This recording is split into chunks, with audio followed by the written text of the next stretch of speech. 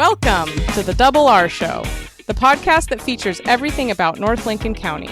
The Double R Show, directed and produced by Paul Robertson and hosted by the voice of Lincoln City, Roger Robertson.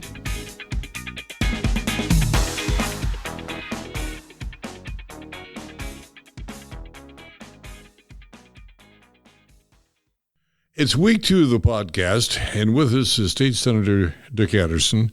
Last week we had an opportunity to talk to Senator Anderson about the walkout that transpired, and he explained his position there because you didn't walk out. Correct. I was there. You were there. I missed one day out of the 160 days.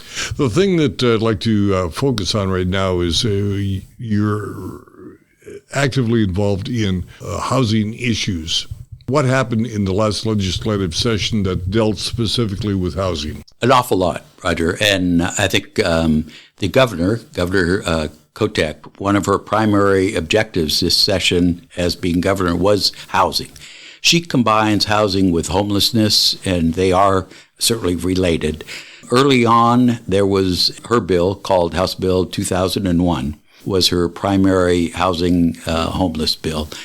And it was a compilation of numerous topic areas, and it was a big bill. I was asked, because I'm vice chair of the Senate Housing, to sit in on the group that were formulating that bill on her behalf.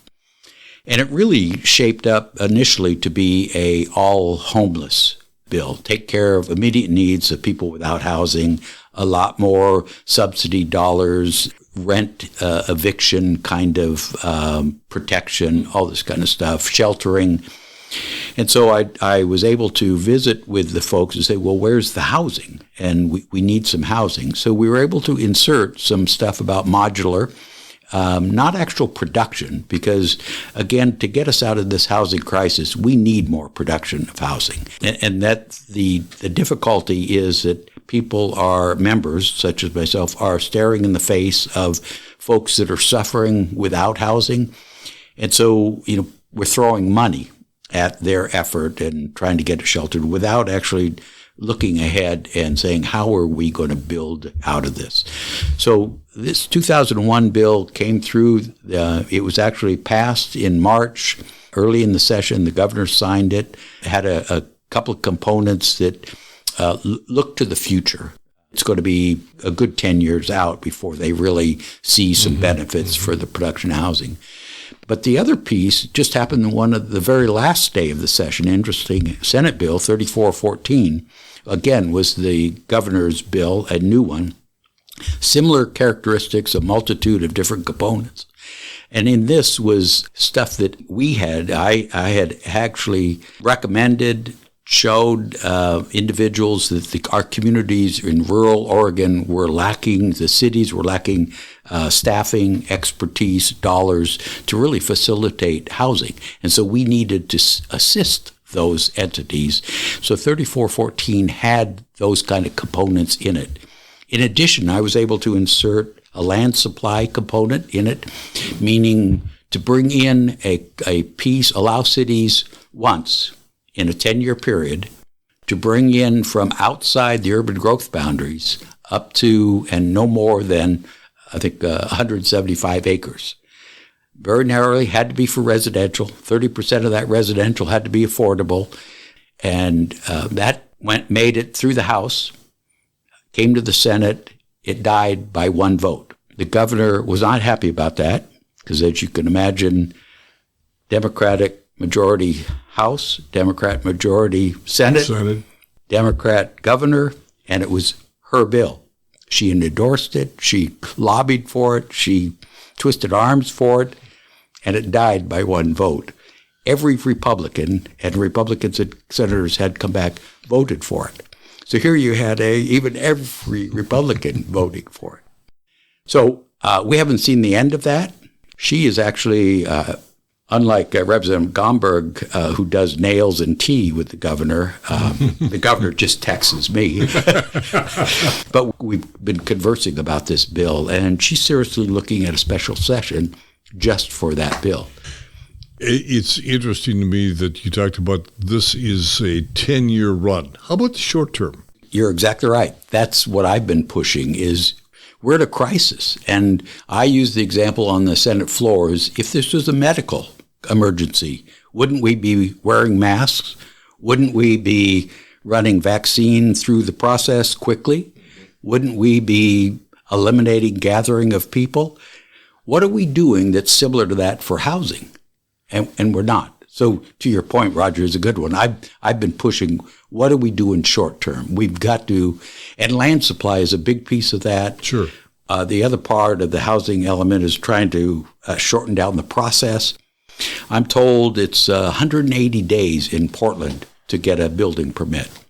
180 days. That's if you're lucky. So it's no wonder that developers, builders are frustrated. Moving elsewhere.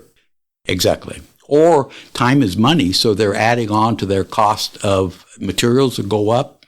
You know, they can't inventory all that material for whether it's an apartment complex or, you know, a single family house. So prices go up. So, you know, we've got to shorten that. And those are the components that I'm working on. We're quickly running out of time, but I wanted to find out from you, do you think is the single biggest thing that happened in this last legislative session with the greatest impact on Lincoln City and North Lincoln County? Well, I would say Representative Gomberg and I both obviously have focused on North County of Lincoln. It has been certainly a whirlwind and I think beneficial to this part of my district by having us both there. I think it's huge. And I have to reach back to last biennium, last long session in 21 and 23. We benefited greatly with bringing ARPA money into this county, all sorts of projects. We were able to continue to do that this time as well. Not as much, but certainly with focus on this part of the county. And I'm actually still working on a project that should have gotten funded that didn't, and that's the behavioral health substance abuse disorder residential treatment in Newport that the health districts are working on. And I was just, again, this week having meetings with the Oregon Health Agency Authority, finding money that should have gone to this project in order to get it here. So impactful is all I could say. People know we're both representative senators from the coast. They know we're not rural, we're from the coast. State Senator Dick Anderson, but our guest will return right after this. Mold, fire, biohazard, or water damage in Lincoln County? ServPro is your go-to solution. We specialize in fast, reliable restoration services. From fire damage to biohazard cleanup, we can handle it all for residential and commercial spaces. Call us today at 541-243-2946. I'm Adina Zeller. Zellers is now in 2 North Lincoln County locations. The original Zellers in Rose Lodge and now Zellers in Lincoln City, formerly Maxwell's. Zellers with great family food and kickin' fun like our line dancing. Just wait until you try our homemade clam chowder. It's week 2 of the podcast. Our very first guest was the same guest we have right now, State Representative David Gomberg. And again, this session is recently completed. We talked about some of the crowning points, some of the, in our first broadcast, some of the missteps, if you will, that you wish, other than the walkout. Were there other items that you wish would have gone away? Well, I mean, there's things I wish we could have gotten done. Marine reserves. Okay. Really, really important here on the coast in terms of our ocean science and our coastal economies. And I'm not confident that we did everything we could to move them forward in their second decade. So there were some things like that. I would have liked to have gotten money for the arts and culture here on the coast, which is not just entertainment, it's economic development in my mind. So there were some projects like that. I wish that we could have gotten more money for water and sewer infrastructure in towns like Siletz, because small towns can't afford the big price tags of replacing a water system or a sewer system. And look, you know, in a political world, water and sewer is not sexy until it stops working. And if you can't get clean water out of the tap and have dirty water going down the drain, you don't have just very much of a lifestyle here. So getting more money for that kind of stuff it's a long game and a day-to-day fight. One of the items that you got through the legislative session was down south, the south part of the coast, and we're talking about a huge investment in dollars that could bring untold number of jobs to the coast. May not affect Lincoln City as much as it will down south, but talk a little bit. Well, you're talking about the Port of Coos Bay, and yes, it's a multi-billion-dollar enterprise, and the remarkable thing about that is it's private dollars, not public dollars. It's not tax dollars going into this thing. But what's going on is that Coos Bay used to be a vibrant, active economic machine. When the forest products industry was thriving down there, Coos Bay was the center of that world. And when the industry changed, the economy tanked in Coos Bay. Now it's got the highest unemployment in the state, nearly 8%. And that's of the people that are left, not the people that moved away looking for other opportunities. So I worked on a bill all this session to allow them to apply to deepen their navigation channel so that big ships can come in. And what kind of big ships are we talking about? Container ships. From overseas, obviously. The ones that are bringing products into North America and the ones that are taking North American products out of North America. Right now, those big ships go through Los Angeles, through Oakland, or through Tacoma. A few of the small boats go up the Columbia, but it's hard to navigate. But Coos Bay is working now on trying to establish a fourth major West Coast shipping center down there. All they need is the ability to deepen their navigation channel, and they can bring in all of those investment dollars to build the facility. It's supposed to create 8,000 new jobs. Good paying, clean jobs. And the other thing I find really exciting about the shipping container port in Coos Bay is they've got a rail line that goes right to the port. So they take these big boxes off the boats, they put them right onto the train.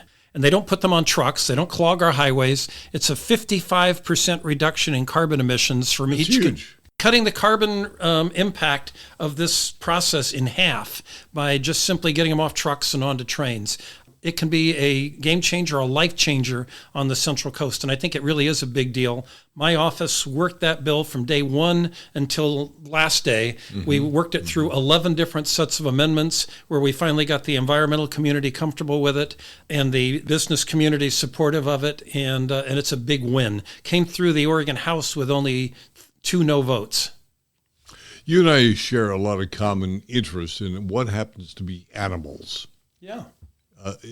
Something that we don't get an opportunity to talk about, but you've had some direct impact on the life of animals at OHSU. Well, animals had a good legislative session. We passed the shelter rescue dogs and cats as a state pet. It's maybe a little symbolic, but intended to help people, encourage them to adopt more animals. We ran legislation to end the sale of imported puppy mill animals in pet stores. We got rid of the process where we're using animals for testing of cosmetics. And a big deal that I've been passionate about for quite some time is up at the Oregon Health Sciences University, the Primate Research Center, where they're using monkeys for medical research. And reasonable people can disagree about whether or not testing on animals is ethical or whether it is scientifically valid. But we've got to agree that here in Oregon, we're just not doing it very well. They've had more accidents, more fatal accidents at that institution than anywhere else in the country. I mean, horrible things, leaving instruments in animals, inattention during childbirth, animals dying of thirst. How long do you have to ignore an animal in a cage before it dies of thirst? And then this horrible incident a year and a half ago where they wheeled a stack of cages into a cleaning system like a giant dishwasher and didn't realize that there were animals still in the cages and scalded them to death. So I brought legislation. You just got to scream. Yeah, it's maddening stuff. It's absolutely maddening. And just 2 weeks ago, they had another incident where they were getting a mother and an infant out of a cage. The mother got agitated, big surprise, got defensive. They closed the door and they closed it on the infant and crushed it in the doorway. And again, so people understand, infants, we're talking about chimpanzees, correct? Yeah. Well, we're talking about macaques. So it's actually against the law to test on chimpanzees, so they're using the next best thing. And we're talking about primates.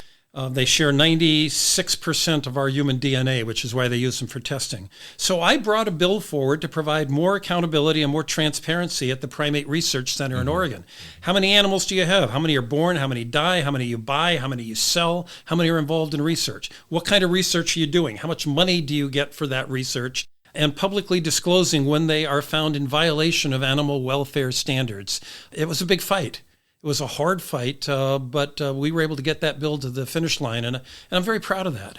We're just about out of time. I wanted to give you a moment to discuss and tell us how people can reach David Gomberg, State Representative. Well, goodness. I mean, the first thing is you can email me. That's easier and better than writing an old-fashioned letter or telephoning right now, because we are able to deal with our email every single day. I hope people subscribe to my newsletter, which we publish every Monday afternoon, and a lot of information about the legislature there. I'm a communicator, you know that, Roger, and I like to show up. I believe that the best thing you can do is be accessible, visible, available in your local communities so people get to know you and they feel comfortable reaching out to you when they've got a concern. I mean, those bills that I was talking about earlier today, those were brought up to me by people in public meetings where I sat down and chatted with them. So I'm going to be at the parades. I'm going to be at the ribbon cuttings. I'm going to be at the chamber meetings and the Rotary meetings and out there in the community where people can see me, and I hope they take advantage of that. And he was our very first guest on our podcast. State Representative David Gomberg will return in just a moment. Northwest Septic Service is your one-stop shop for all your septic needs. Northwest Septic Service offers pumping, maintenance, repair, and inspections with one call, 541-994-6977. Buying or selling a home? Northwest Septic Service can inspect your sewer line or an entire septic system. Old or failing septic system? Northwest Septic Service can rejuvenate most drain fields, saving you thousands of dollars. 541-994-6977. Serving Lincoln, Tillamook, and Yamhill counties, Northwest Septic Service. Brews, Polvi, owner of what used to be a Radio Shack, then the Electronics Superstore. Now it's Lincoln City Sporting Goods. And electronics. We always keep that in there on the electronics because we were Radio Shack for so many decades, and I'm in my 44th year of retail now, so if people need chargers, adapters, batteries, cords, cables, they all still come into us, fuses, stuff that, people can't wait for Amazon to get them, and they also need the technical and help that we'll give them and the expertise that our employees will give them. One of the other things we want to talk about is being prepared, and this is the preparing store. Yes, emergency preparedness has always been something from the very beginning that we've talked about, whether it be the weather radios, whether it be some AM, FM radios, just so you can keep in touch that way, two-way radios to talk to each other when the cell towers go down, which we've seen happen in the past on some events and so on. But we're talking emergency food, capability to get clean water, emergency water filters, a lot of different varying items. We do our very best to be real competitive with the internet, but that way if somebody wants to come in and look at some items, build themselves up a nice 5-day kit, 2-week kit, we've got all sorts of ideas, suggestions, and we have supplied literally hundreds of thousands of supplies over the decades here to Lincoln County, to Oregon, and so on, so we can do very good pricing for our customers given our volume. And being prepared is no longer just a potential thing. It's been here. Yeah, and in the old days, they talked about 3 days. Now 2 weeks is kind of the standard. As they say about the big earthquake, it's not a question of if, it's a question of when. And we are overdue. The last one's been over 300 years ago. And all you have to do is take a look at events around the world to realize that everybody should really take stock, look what they've got right now. Because if that earthquake was to happen as we speak, or that a tsunami event or so on, the question is what do you have on hand? A kit in the car, one in the house, one at the office. Exactly right. And we've got these nice 5-day backpacks. We beat Amazon's price by a ways, and we've got them on hand at any given time. They got 5 days of water, 5 days of food, and then we tell people to augment it and add extra things with it. Although it does have like emergency blankets, it has like a cooking center with it for cooking. It's just a great idea. Everybody should have one, and it's a great gift item because if you're not sure what to get somebody and you think they got everything, the question is, do they have enough stuff to be prepared? Lincoln City Sporting Goods in the heart of Lincoln City. With us is Mr. Bruce Polvi. Have yourself a happy day. Absolutely. Thank you for coming by. Welcome back to our special podcast featuring everything Lincoln City, and in particular, when you think of everything Lincoln City, Chinook Casino Resort comes to mind. With me is Heather Hatton, right? Yes, Heather Hatton is here. That's pretty neat. You are in charge of a lot of the public relations. You've been with the casino for quite a period of time. Yeah, for 18 years, I came over here from the News Guard, actually. So I'm a longtime local Taft grad, and now I'm the public relations manager here and handle a lot of the promotion of most of the events. The event that we're going to be talking about, this is the one that I'm heading up.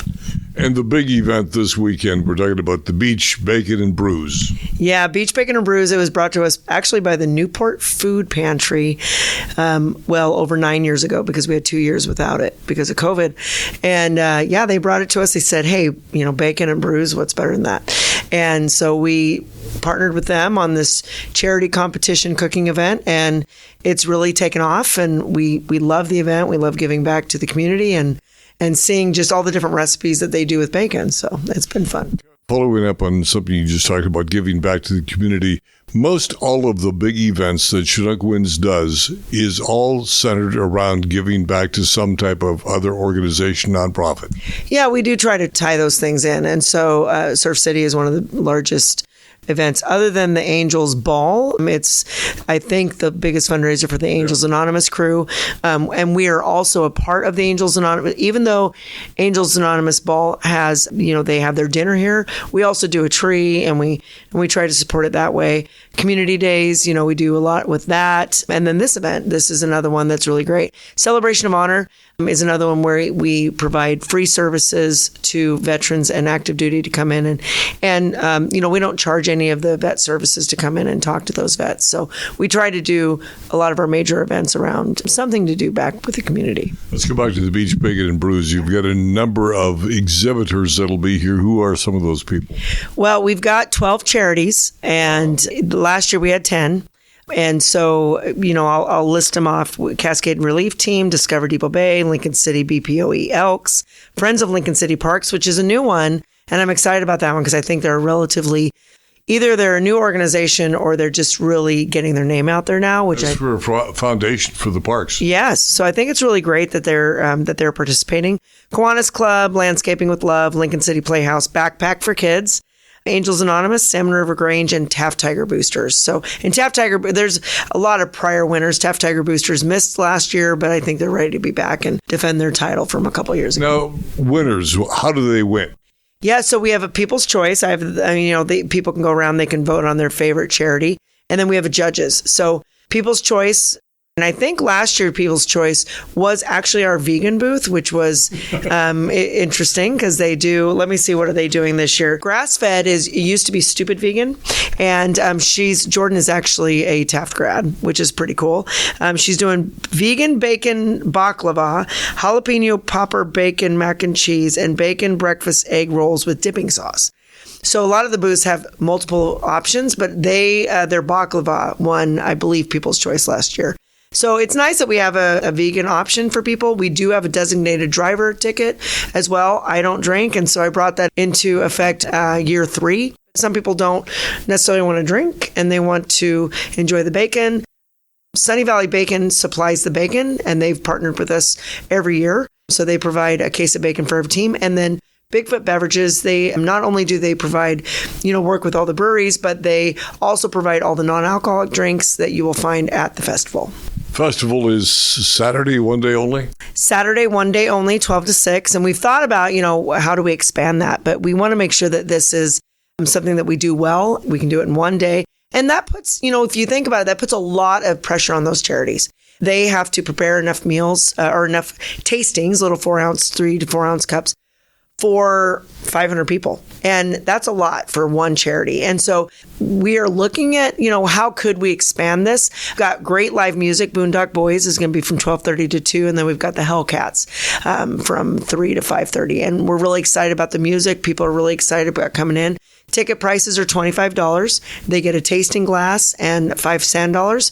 And designated driver is $15. And you obviously don't get a tasting glass, but you will get $5 in sand dollars. Tell me about where it's held. Yeah, I know it's at Chinook Winds, but it's not in the building. Correct. So it's out back. If anybody knows what the Field of Flags used to look like, it's our grass field in the back behind the casino. So you can access it. You go straight through our casino, out the deli doors in the back, and that's where the entrance is. And we've got a big tent.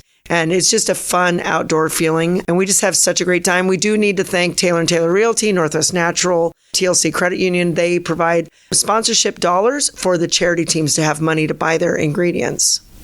It's pretty much of a giving community, is it not, Heather? They're amazing. I think it's great. TLC also provides a lot of volunteers, and they help with our judges. This year, our judges, it's very exciting. We've got Carrie Rempfer from TLC Credit Union, Lisa Erdman, she's our Sunny Valley Bacon representative, Mackenzie Martin, she's Taylor & Taylor Realty's representative, Chris Smith from Northwest Natural, and Miley Stolen, the new superintendent. I knew with bacon, she'd be like, I'm in. So Miley Stolen was our superintendent of the school district. What do you suppose they'll look for? I think that what they try to look for is presentation, taste, and creativity. So those are kind of those three elements that they look into. The judges are also going to have an additional booth decorating contest this year. So our electrician, Mike Mead, who is amazing, our facilities, like our entire team, the IT department, facilities, security, our hotel team, marketing team, food and beverage, all the teams here are incredible. But I think that now the booth decorating has added extra electricity because people want to light their booth. So I had to break the news to Mike Mead today. That was fun. It is indeed better at the beach, is it not? It's 100% better. Bacon and brews are better here. And we'll find out Saturday, what time? 12 to 6 on Saturday. Please get your tickets. We've had more pre-sold tickets than we ever have in the past. So we will sell day of, but we are capping it at 500. So, I encourage people to buy ahead of time. With Heather Hatton. Have a happy day. Have a happy day. Well, as we wrap up this edition of the Double R Show, let's look at some of the activities forthcoming in the Lincoln City community. Lincoln City is actively in the process of updating its comprehensive plan. That's the vision for the city. Using public outreach, feedback, survey results, and preparing a visioning plan. The plan will be forthcoming. It has 4 chapters in the final rough draft: the introduction, the housing, public facilities, and transportation. These 4 chapters are available for your review and comment, and they can be found on the city's website. Annual celebration with Family Promise of Lincoln County is upcoming July 12th. This is going to be in the former Lincoln City Culinary Center at the 4th floor of City Hall. Join the activities, the fun of Family Promise as they gather together to celebrate all of their current accomplishments. And the annual meeting of the North Lincoln County Historical Museum will be on Saturday, July 15th, 11 to 1. Your opportunity to meet the board and become involved in the museum here in Lincoln City. In August and September, it's music, music, music. Sluts Bay Music Festival is forthcoming in the area. We invite you to order your tickets now and make certain that you don't miss out on the Sluts Bay Music Festival again.